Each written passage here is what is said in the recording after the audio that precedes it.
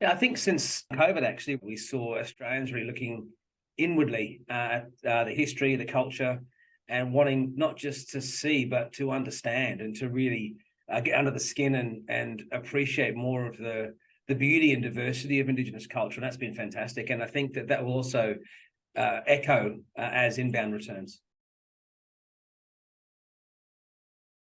Where we ended wasn't where we started. And, we went to market almost 5 years ago with an RFP for a light and sound show. We wanted to make sure that we were not resting on laurels, that we continue to invest in demand creation strategies. And I feel the light was doing so well. We wanted to know what's the next big thing. And so we worked out that because of the night sky that we have out there in Uluru, sound and light would work really well. Where we got to, though, and this really came about once we started the consultation process with community around content. So about two and a half years ago, we approached the community and said, look, we have this concept. If we can get this up, what story do you want us to tell? We really want to partner community and honour country and honour culture. And where it's ended up with the Marla story as told between Docker River and Wintjiri is just this incredible expression, this artistry that celebrates stories that have been told in the sand for tens of thousands of years now, told in this cutting edge way in the sky. So we're super proud of it, and we're even more proud that the community is proud of it. I think the key really sits around understanding what matters to community, really walk with them. I think our biggest learning was that you've got to slow down sometimes. We're a business that has lots of deadlines, but this is the oldest continuous culture in the world.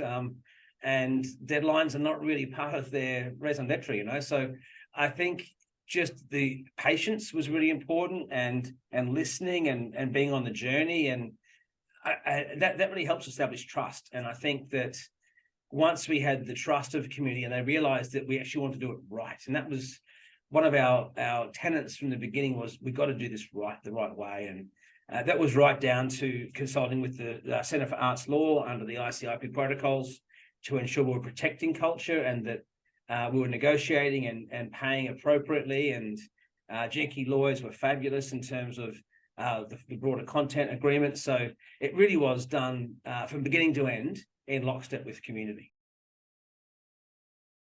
Possibly, and I wouldn't want to be critical of anybody else, there's some amazing Indigenous experiences all around this country. I think we're very fortunate to have the calibre of operators that we do.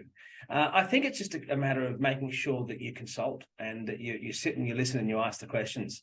Often, and it's often with good intention, that we just go too fast and it confuses people, or they don't understand where it's going, or it was important for us with every frame that we show in the sky.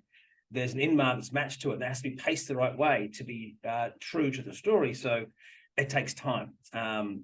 And the biggest learning for us was certainly the importance of slowing down to speed up, I think. And I think that's probably a lesson that we'll take with us on our next experience as well. Everybody, from the builders who built the amazing platform or the amphitheatre that we use, the artist, everyone who works in food and beverage, everyone in reservations, everyone who touches this experience has to undergo cultural training appropriate to this experience. And that training is delivered by the Anangu. So it's actually done with the community out front, teaching everybody the spiritual and cultural importance of the story.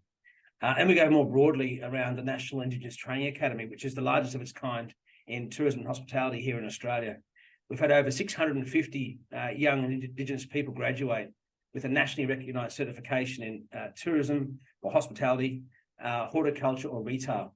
And they're all guaranteed a job with Voyages. So our entire operation now, we're around 32% Indigenous employment. But the really important number is that 22% of our leadership are Indigenous, which is supervisor and above. And I think it's important that when you look at these sort of training programs, it's not about a job, it's about a career. And we have 4 Indigenous general managers now in our business, and that's not enough. We need to grow that.